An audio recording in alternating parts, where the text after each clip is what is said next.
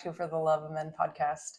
My name is Courtney and I'm hosting with my dear friend Brianna Mosier. Hello. The intention of this show is to bring together men and women to create healthy, polarized relationship dynamics by learning how to honor each other's natural masculine and feminine energetic core. Yes.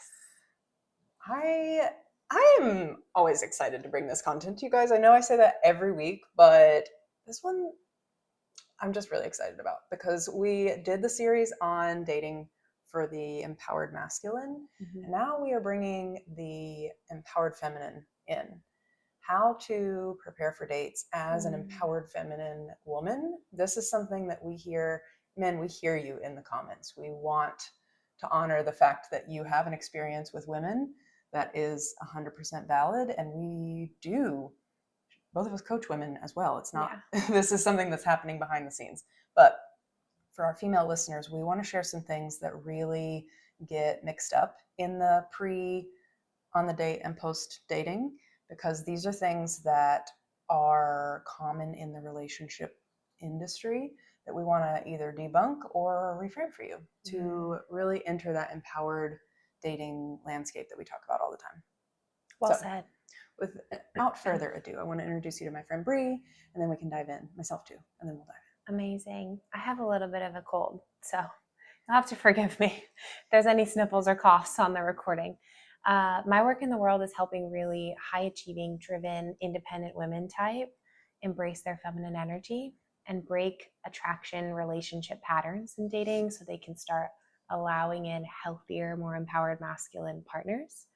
Part of that includes deep dive, usually trauma-based healing work. I use somatic-based practices to move that energy through the body so you can start having a different experience, as well as part of my background is in sex, love, and intimacy work. It's often for women who are great intellectualizers and very intelligent. They don't always know how to get back in their bodies and explore and expand their pleasure. So that's part of my work as well. Courtney, similar, but you also work with men quite a bit now. Yes. Yeah. I am taking on more male clients and I love it because I think there is a type of man that really benefits from getting a little bit of information reframed. There's a lot of information out there for men who are in this kind of like macho ego man space, and for men who are deeply desiring depth in their relationships and they want to be emotionally connected with their woman. Sometimes the difference is just the information that you've been taught. If those type of teachers are not resonating for you, we always get comments about why would fishermen want to learn from the fish? And our answer is always like, why would you not want to learn from the fish? That's so self-explanatory. To me, that's the most logical thing, is if I could fish with more ease by asking the fish. What would work for you? What would make you want to bite my lure? It's the Dayquil. I'm a little delulu. Exactly. But I actually mean it.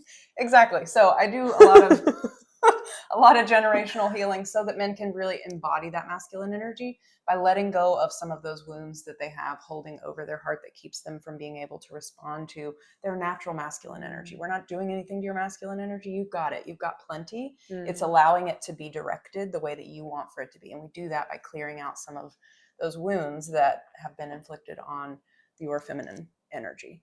Once we can do that, you kind of integrate, click in place, and it is go mode from there. So I love that work. Say it. Maybe you noticed. Are we matching today or what? We got our first prototypes in for apparel. It's a very special, happy day. We also have episode 100 coming up soon that we are percolating so many great ideas for you guys. But these sweatshirts, you can't tell on the back of the crew neck. Yeah. Show. They have a little mission statement back here, if you will. We celebrate emotionally intelligent men, which we do, right? That's all we do on the show, is try to help you redefine masculinity, femininity in a way that's authentic and empowered to you, whatever expression that looks like. And particularly redefining masculinity is I would say, a big part of our mission, right? Yeah. More inclusive of emotional intelligence is one of the sexiest characteristics a man can possess. I will tell you, I work with incredible women that you would love to be with. Smart, funny, intelligent, playful, kind, amazing mothers, nurturers. The number one quality they ask for is emotional intelligence. It's like the biggest thing that can separate you right now in the dating pool as a man if you have emotional intelligence skills. I do feel like society has done a great job of kind of repressing that in men or not allowing it to be celebrated. So if you feel like celebrating emotionally intelligent men with us, we may or may not have some plans in the future to make these different pieces of apparel accessible to you. We also have a ton of really fun designs. If you could see Courtney and I when we're having just, our little adult sleepovers, what we talk about is how we can make really cool designs for these sweatshirts so that you feel excited. Whoops, sorry. Still learning the microphones. Excited to wear them. Oh, so exciting. I love that. We love celebrating emotionally intelligent men. And we also want to say it's not because you guys are the rarity, but you will be the rarity in the dating space because the women are looking for this. The men listening to our show know this. You guys you have a leg up. That's all I'm going to say. You're just by listening to the show, you're doing the work. Yeah. Yep. Love it. Okay. Let's dive in. Okay.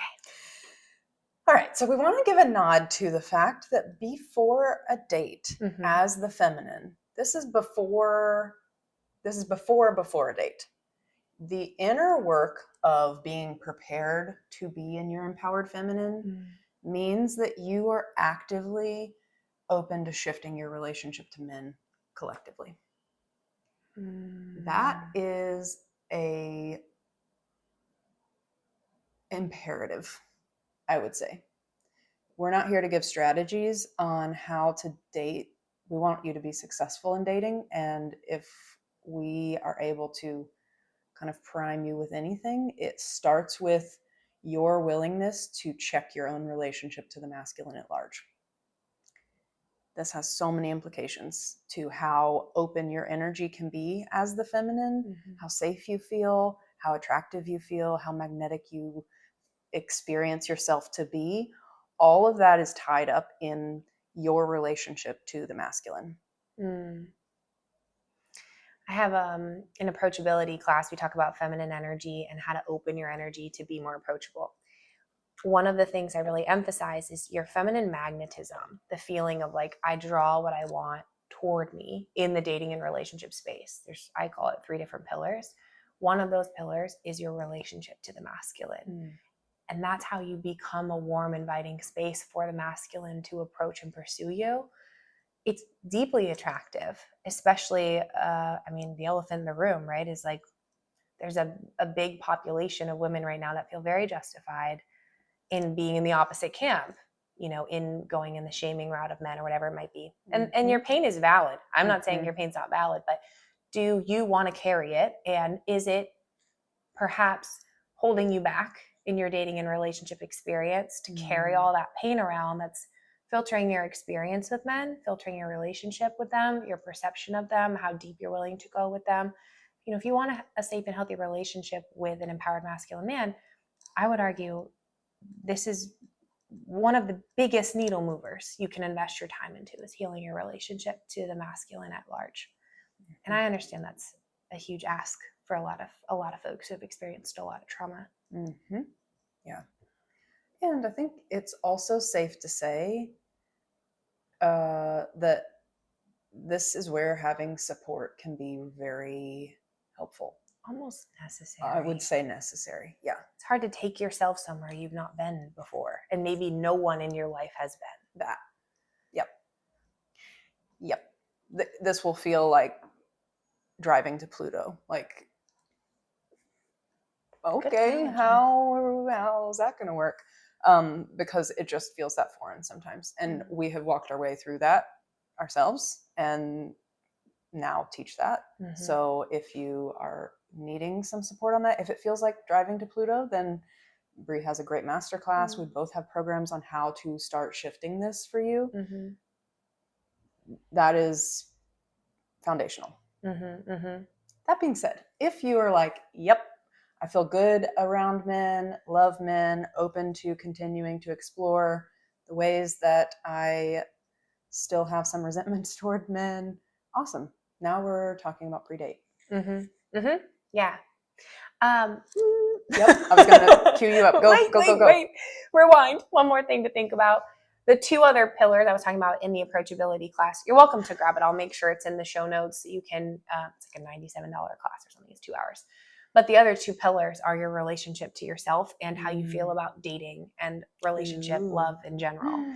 So those are going to be the other two. If you feel great about your relationship to men, but you don't have that deep sense of self-love, self-acceptance as you're healing and moving through things, or you don't have a great outlook on dating, you're the type of person that's like, oh, I love men, but like all the good men are taken and it's so hard to date and there's so much drama.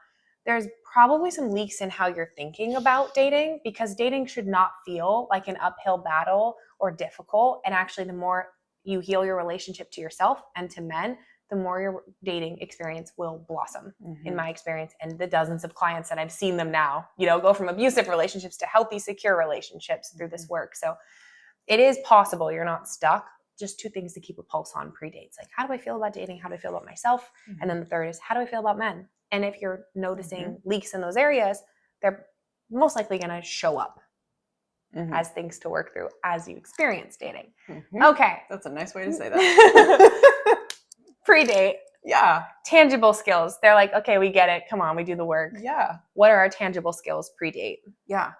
Okay. I think this is actually really kind of to piggyback on what you said, to open yourself up to be receptive. I think something that a lot of women miss, and this might be kind of like going back again, is if you're on the apps, if you are out in the world, to allow your energy to be open feels inherently a little vulnerable, because you don't get to control the outcome of who approaches or how the conversation goes or how quickly someone comes into your world. But the more that you can practice just being in your energy and having it open, the less terrifying that is going to feel, in my experience. And it takes some practice.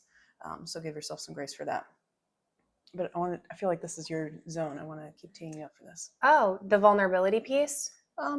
Being receptive. Yeah, opening yourself to... Oh, being receptive on the date. Yeah.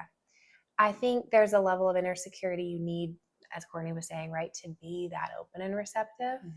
But sitting in the vulnerability is actually a really magnetic energy, because it does reflect your internal stability, which is always going to be attractive to healthy, secure partners. The more vulnerability someone's willing to bring to the table, not oversharing.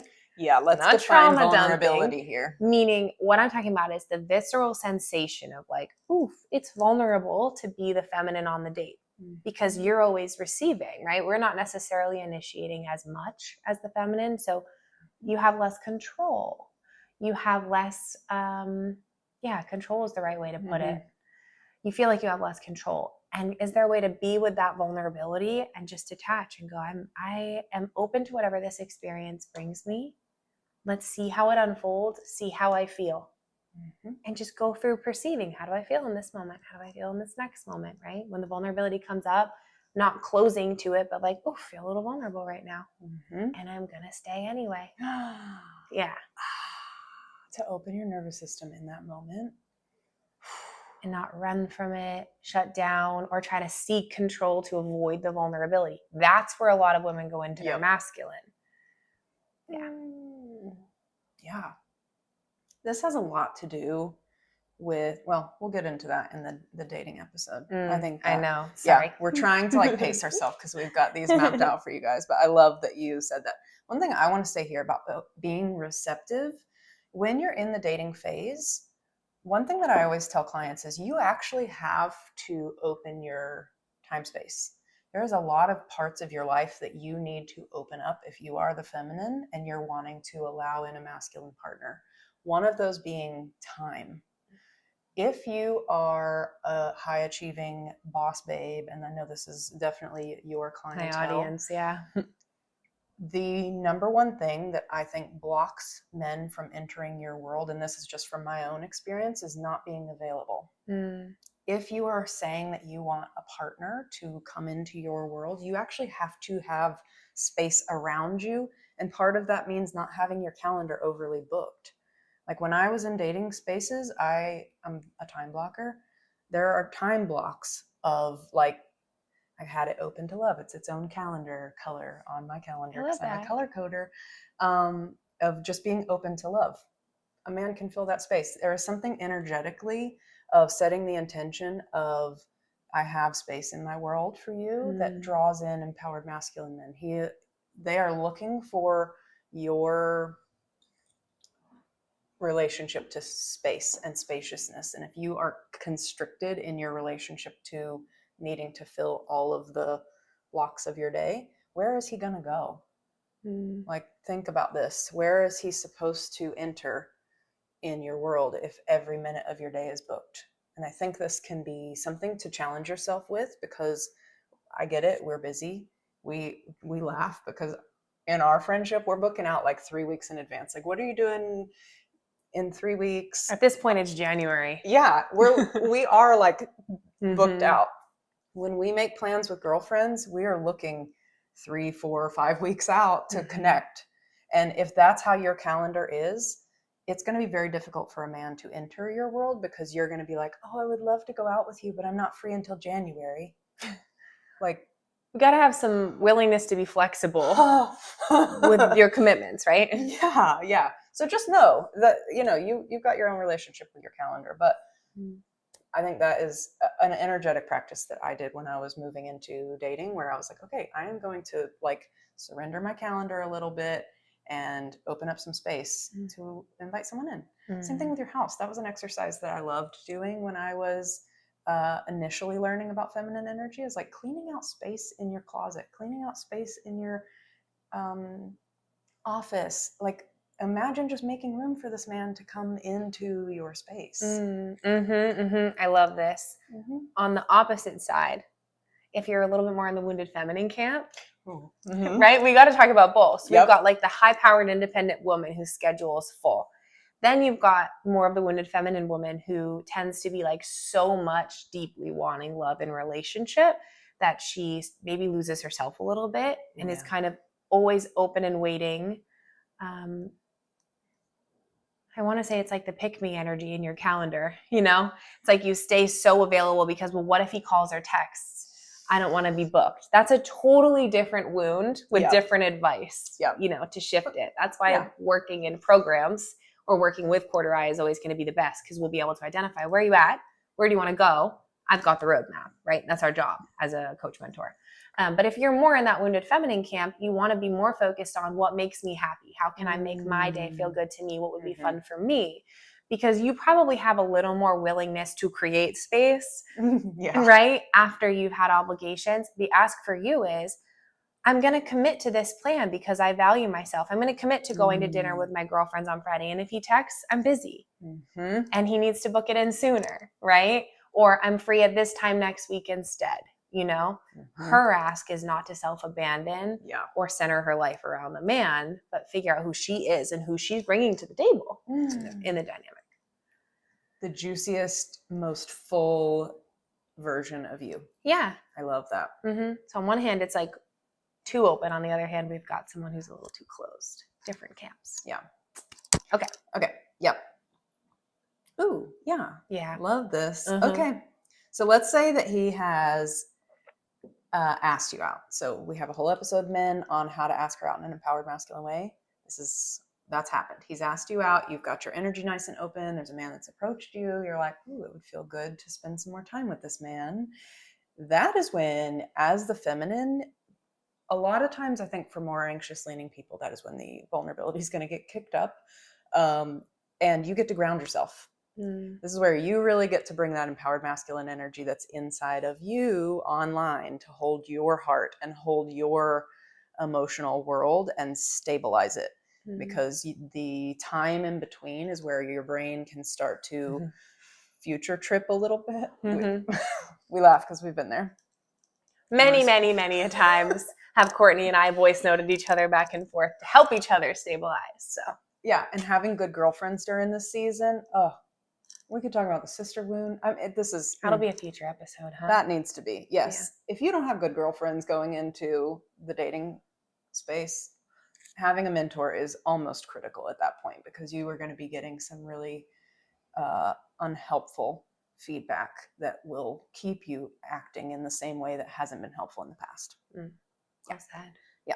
So preparing your feminine energy means grounding yourself. That is bringing on your empowered masculine energy to direct your day. This is where I love that you said that, of like, to take you on a walk because it would feel good, to take you out in the sun because it would feel good, to let yourself receive from everything, and really like hyping up your own feminine experience, just being in your body and allowing yourself to feel good and secure. Yeah, for me, in Soft and Secure is my feminine energy dating relationship program. I teach a lot of practices like mirror work or dance practices, so that pre-date, you're actually in your body and present, connected to your sensations, your pleasure, your heart, you're open, you're receptive, you're warm. What we don't want to be doing is kind of going into the date like I was just in boss lady mode and now I'm going to be the interviewer. You know, so preparing your feminine energy could look different in those ways to you too. And detaching. Am I going too fast? There. Perfect. Do it. Number one thing that trips women up pre-date is that they become attached to an outcome before they have enough information. If this is date one, you know virtually nothing about this man. Very little about this man. Maybe a few weeks of texting, right? Some of you are going to be like, well, we've been talking for weeks. Okay, so you've known him for 3 weeks. Yeah. Before you've seen each other in person. Let's put it back in context. Here we go. 3 weeks out of a whole year, how many years, you know?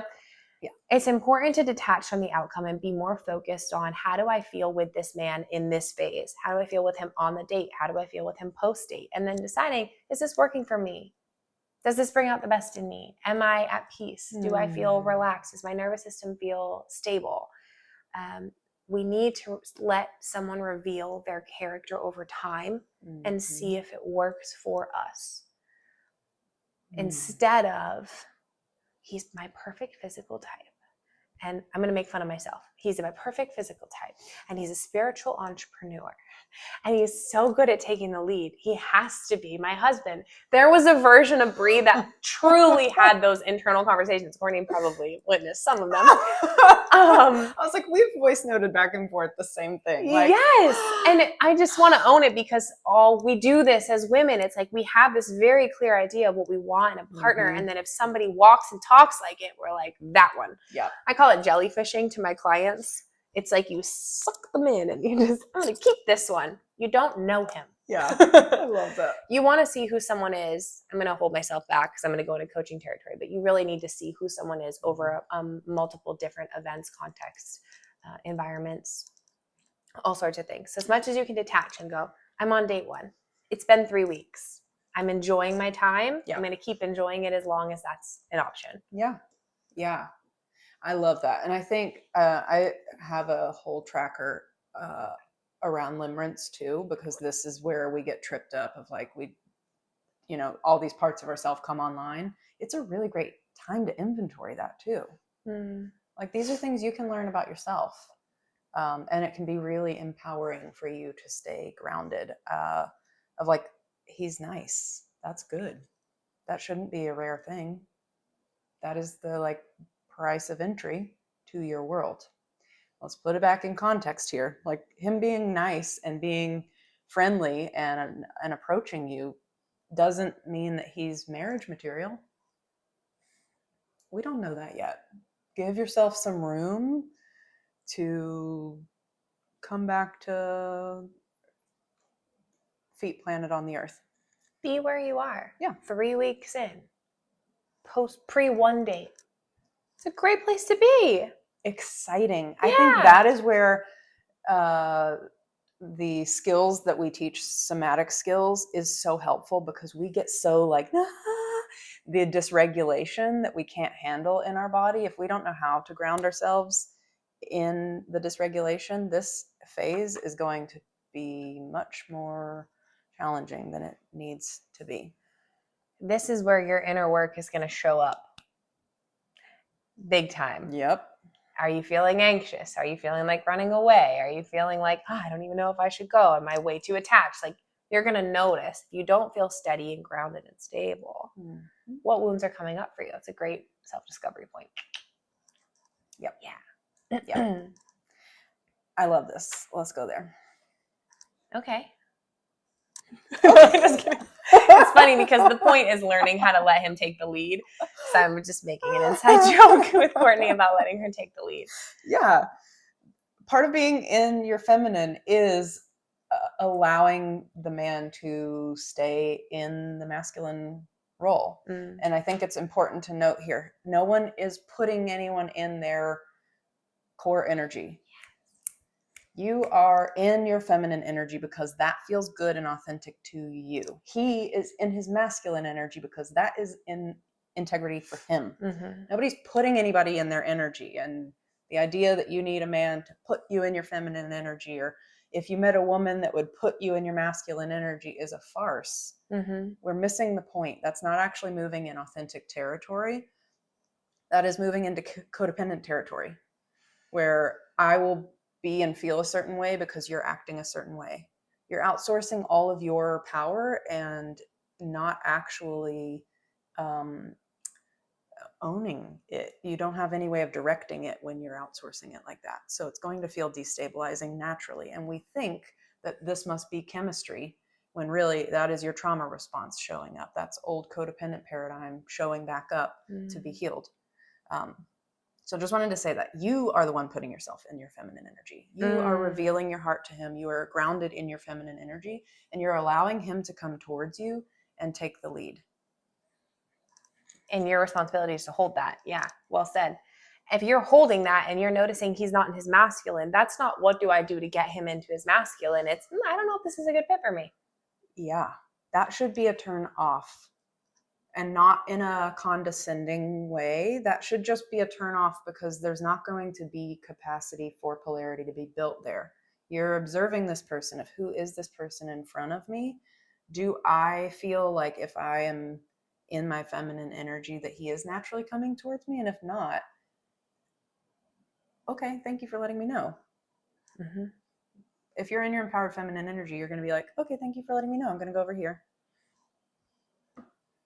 It won't be what can I do to shapeshift, because that's going to be more wounded feminine. Yeah. Yeah. What happens if you what happens if you try to inspire his masculine energy? Let's just give context here, because I love future playing this out for you. Yeah. If you're trying to inspire a man into his masculine energy, where does that lead you? Yeah. Laughing because everything that we know is because we've done the opposite. Like, trust us on this one. I promise you, I always say we've gone through the trenches for you to come back with the information so you don't waste your time, energy. Don't do it. Don't do it. So, sorry, sick brain. What was the question? Oh, trying to inspire his masculine. You're going to end up overfunctioning. You're taking all this responsibility of the relationship on yourself. How I am determines how he shows up. It's the same flaw with law of attraction based thinking in dating and relationships.